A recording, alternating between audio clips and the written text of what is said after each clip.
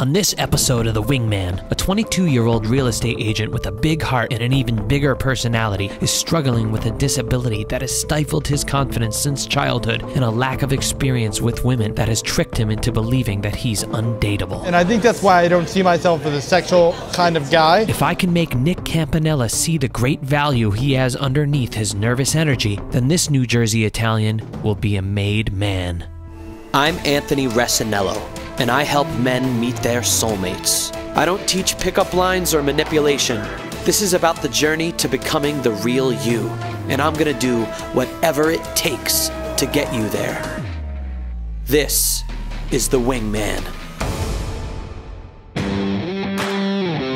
It's a really packed day, as you can see, in Washington Square Park in New York City, and I'm about to meet one of my older clients named Nick. Now, I only worked with him on the phone for a couple of sessions, but I'm really excited to work with him in person, because when you work with somebody in person, you really get an idea of the small social skills, the little things that I wouldn't notice over the phone. All right, Nicky. Tell me about your dating life. It's kind of non-existent, if we're being honest. So I'll go on a couple of dates here and there with girls I'll meet maybe on Tinder or OkCupid or friends of friends, but nothing's ever really stuck. So tell me this. Yeah. Why do you think it is non-existent? What do you think the reason is? The number one reason? I have a lot of anxiety. Not just in dating, but I also have a disability. So it's funny, growing up, whenever something like that didn't work out, whether it was me trying to make a friend or me trying to go on a date, if it didn't work out, I would always use that as a first excuse. Oh, she must have really liked me, but that disability was it.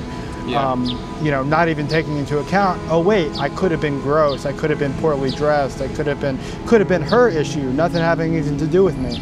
But so I'd say the most longest, I guess, relationship I've had was maybe anywhere from 1 to 4 dates with a particular girl. But it's nothing's ever really stuck. So cerebral palsy is a neurological disorder. It happens when so some people get it when they're born, other people get it a little later in life. It happens when your brain doesn't receive enough oxygen when you're first born. So certain parts of your brain that control movement don't become fully developed. Got it. So I walk with a slight limp. And in more recent years, I've come to kind of explain it as a little extra hustle to my step. But growing up, it was tough. Why? What happened? Kids can be bullies. That's all I'll say is kids will be bullies, and Forrest Gump was a common nickname of mine among those bullies, and it was unfortunate. But I think now that I'm a little older, and people are becoming a little bit more mature, you kind of find that group of maybe 4 or 5 people that like you for you. And good, man, I'm glad. A lot of my problems come from the way that I perceive other people perceive me. Got it. Whether or not that's the real case, Got it. I don't know. But that's always been an issue of mine. And confidence is key, and it's something that I haven't had for very many years. Thanks for telling me that, by the way, buddy. No problem. All right, so listen, what we're going to do right now, and I am going to try my hardest to help you. Right now, we have only 2 days. The first thing is, let's go talk to some women. Great. Ready? Awesome. All right, cool. Let's go do it. Hold on. I don't even know how to start a conversation. Dude, you're talking to me? All right. I know you're getting a little anxious. Just wait 1 second. Let me know when you're good. I'm gonna be like, so where do you go to school? Stop talking. That's okay. That's a good question to ask. Are you I'm recording it. How are you feeling about this? I'm doing all right. I'm doing okay. Yeah, a little nervous, but like I said, nothing I don't think I could handle. Have you ever walked up to a gal before in public that you'd never met? No, so it's always been like friend of a friend. Hey Nick, this is someone I want you to meet. Blah blah blah. So this is literally your first time ever going up to a woman? I guess we could say my first cold approach. I hate that all that PUA stuff. Got I guess, it. Well, you're not a PUA, so don't worry about it. Much better looking. Yes, that's true. So you excited? Yeah, I'm excited. I like meeting new people. Cool. So there's a nice gal over there. Okay. Why don't you go on over and I'll watch you? Okay. All right, go on. Hey, what's going on? Nothing much. How about you? Good. I'm Nick. Do you mind if I sit? Yeah, go for it. Great, nice to meet you. Nice to meet you too. So what's going on? Where are you from? I'm from Pennsylvania. Okay. Yeah. So what made you want to come all the way down here? Well, I was thinking about it. I always loved the city. I always wanted to get out, move away from home, but I didn't want to be too far from home. Yeah. Close enough for mom's cooking, I guess. Yeah, close enough. Close enough where I could come home every weekend or so and just chill out, get some free food. Yeah. But far away enough where I could have my own life. Okay. And explore. Yeah. That's cool. Actually, funny enough, this is actually my first time ever in the city. Really? So yeah, I'm from the Jersey Shore. I thought it was pleasant. I like talking to new people, so it really wasn't it wasn't super awkward. I like talking to people about stuff, even if it's just meeting random people in Washington Square Park especially. It's what kind of Uber is this? We're taking 2 or 3 hours to get to where we gotta go. I love that. How come you never just been down to the city? Just because? And I would definitely enjoy the conversation we had, but in my head, when I was done, I would just oh yeah, I don't know if she'd be into it. Help, I'm lost. Where are you? Buy a hot dog cart? I don't know. A whole bunch. Yeah. But what do you study at school? So I've never seen Nick interact with a woman before, and that's because he's never actually approached a woman before in his life. That was his first interaction ever. Now, he did really well. A lot of the clients that I work with, they don't do that well on their first time. Actually, a passion of mine has always been language learning. Oh, so I've mine always too. learned. Yeah, I've always learned a bunch. So my parents are actually from Italy, but I've studied Mandarin Chinese and French. I just think it's a really cool way to connect with people, and meet some awesome new people like you, and and just hang out, Yeah, no, I totally feel that. So I'm super impressed, which leads me to believe the reason why he didn't ask for her number, because that interaction went well, they were laughing, they were having a good time, leads me to believe that the biggest thing that Nick is dealing with is his anxiety over his disability. Now, if I could get him to understand that women are not gonna care about that, then he's gonna win. He's gonna feel good. He's gonna feel confident about himself.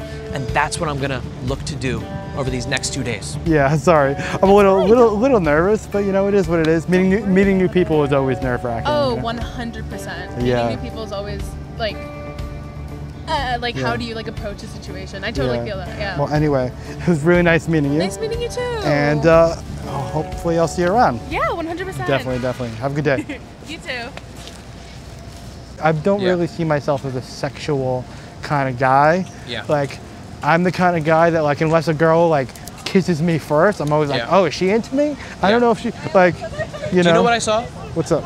I saw a guy that really connected with somebody, made her laugh, had fun with her, and then at the end, as soon as you got up, I saw it right in your fucking head.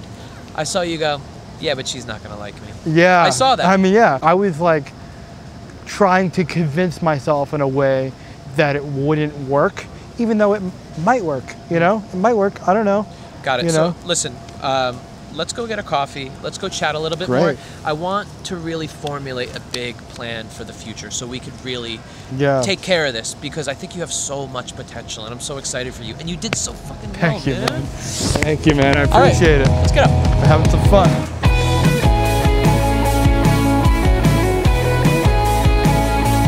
When you went up, you immediately asked her, hey, you mind if I sit here? Chatted with her. The whole time you actually kept eye contact. Maybe here and there you took it away, and that's fine. You were cracking jokes the whole time, which is a good thing. It wasn't an insecurity type thing, because you were allowing her to speak. You listened, and based on what she was saying, you made a joke here or two.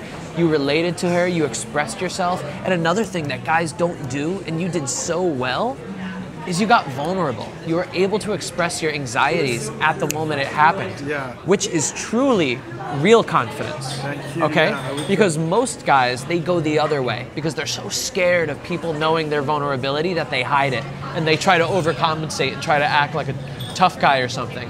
You were saying, and you didn't do it in a really pitiful way. You just said, I'm sorry, I'm just feeling a little anxious right now.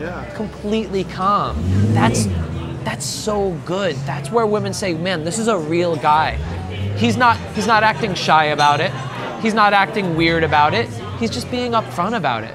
It was just honestly, I loved it. So before you talk, because I'm just so excited, man, is all I really want to do for you. This was your first interaction. You're 22 years old. You've been living in New Jersey. You've been hanging around the same people.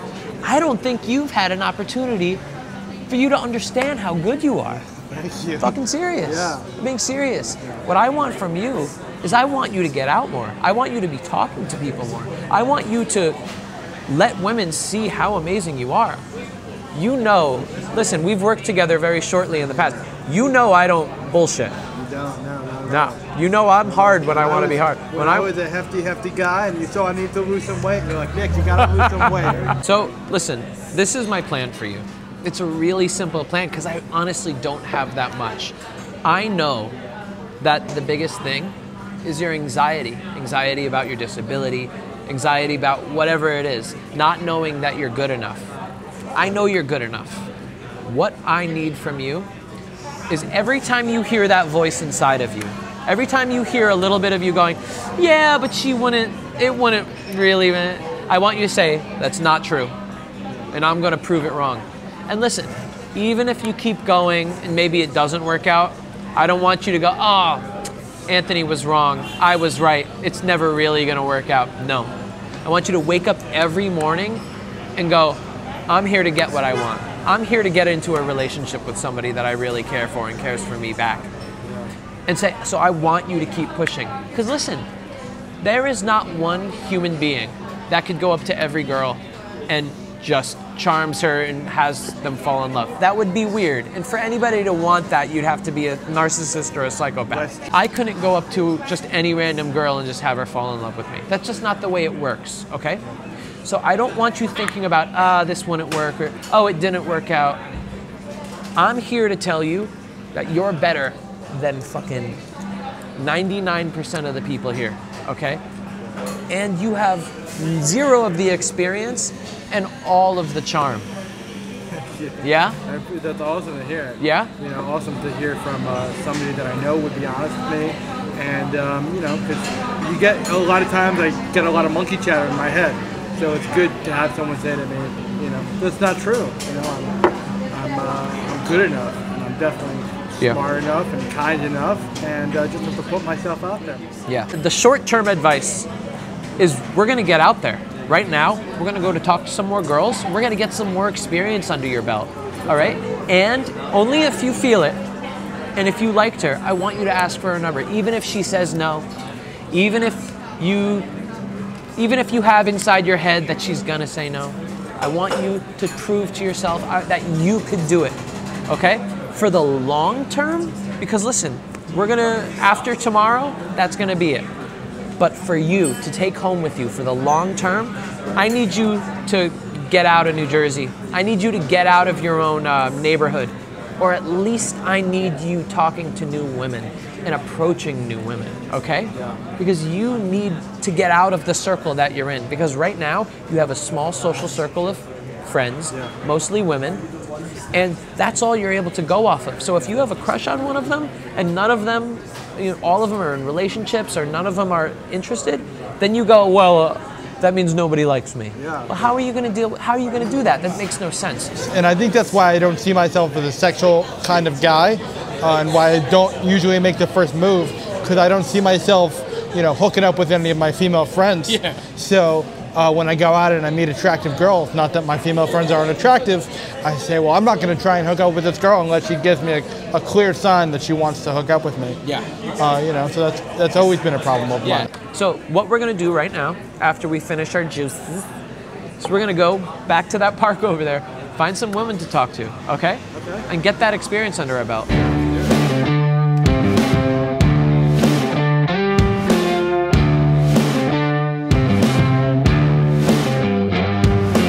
All right, how do you feel? I'm all right, you know, round 2, excited, but, you know, it's starting to rain. I think I see somebody right over there. Okay. Now, what do you think? Do you like her? Yeah, she's kind of cute. Yeah?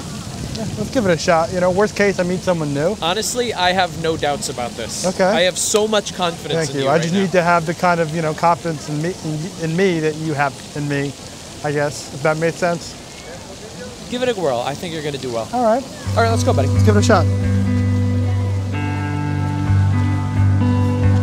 Go for it.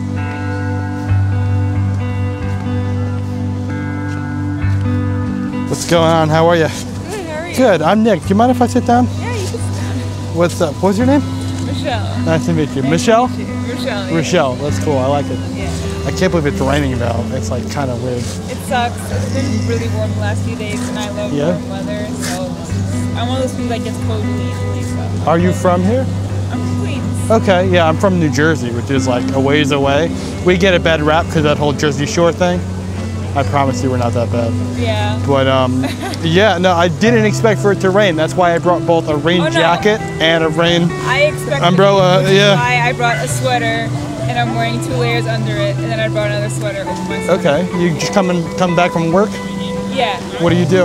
I'm a waitress. Okay, that sounds cool. That's the hardest job. I get like really upset with just people telling me like things to get all the time, you know. So I sell real estate. Which is kind of cool. I mean, I don't know. It's definitely a challenge, but you know, I enjoy it. I enjoy like just walking by a house or driving by a house and being like, I sold that. You know, it's definitely. Yeah, that's cool. My mom was a real estate agent. Okay, that's cool. Yeah. So what else? You got any plans this weekend? No. Yes, I do actually. Okay. I mean, I feel like it's already kind of the middle of the weekend. Yeah, especially with the rain, it's like, it's weird. I feel like I'm in The Notebook right now. Yeah. It's like that scene in The Notebook where they're just walking and it just started raining. Yeah. Everywhere. I wrote you every day. Yeah. You never wrote back. I wrote you every day. Yeah. And she realizes her mom. Yeah. What kind of movies do you watch? Oh. Horror movies. Okay. I like horror. I like comedy. I have no shame in saying I like romantic comedy. Okay, I like romantic comedies. I like girls who like romantic comedies because it makes my job a lot easier. Oh. I think a lot of girls are afraid to say they like romantic comedies. They think that it makes them seem like basic or typical, but I have a total man crush on Ryan Gosling. I don't know about you. I never got the whole Ryan Gosling thing. No. Is it Jocelyn or Gosling? I don't know. I know he's from Canada, so they always say things weird. Yeah. Yeah. Probably says or something. I don't know. Yeah. Yeah. Have you been to Canada before? When I was like 11, 12 with like overnight camp or whatever, I went to Montreal. I went to Quebec and Montreal for like a day. But when you're that age, you don't really appreciate anything. Yeah. So I would definitely go again. I don't feel like I can say I really went to Canada. You know? I definitely got to go to the camps that you're going to, because the camps I went to, they just dropped us in the woods and said, see you in a couple days, you know? Honestly, I probably would have preferred that because I hate authority. Yeah? I hate supervision. I hope to get in fashion, so, you know. Really? Yeah, I like fashion a lot, you know. I think that it's definitely a cool way to express yourself, and I might be, you know, one of the first homosexual fashion designers, so that'll heterosexual, not homosexual. That's awkward. Oh my God, that was super awkward. Yeah, a whole bunch. No, but I was gonna say heterosexual because that would definitely work. No, they're definitely. What's his name? I don't know. Ralph Lauren, I think is. I'm pretty sure he's gay. No. I don't know. I'll give him. Ralph Lauren definitely has a wife. I'll give him a call and ask him. He has a wife. Sounds good. I've seen pictures of him. All right. Well, how about this? I'll go figure out if he's gay or straight, and then I'll let you know. Let me know. Yeah. Well, what's your number? I really enjoyed talking. I definitely want to do it again. My number? Yeah. All right. I'll give you my number. Great. Sounds good. I definitely had that monkey chatter in my head as I was kind of psychoanalyzing the conversation as it was happening. Like, oh, what I just said there was cool, but what I just said there, I don't know. And what I just said there, I don't know. She probably gonna blow me off now. There you go. I always have to read it like 10 times. Yeah, me too. Awesome. Well, this is really nice meeting you. Nick, right? Yes, Rochelle. All right. Michelle. Michelle, I got it. Not a good first impression. We'll work on that. We'll work on that. Yeah. We'll work on that. Anyway, nice talking to you. Have a good rest of your day. You too.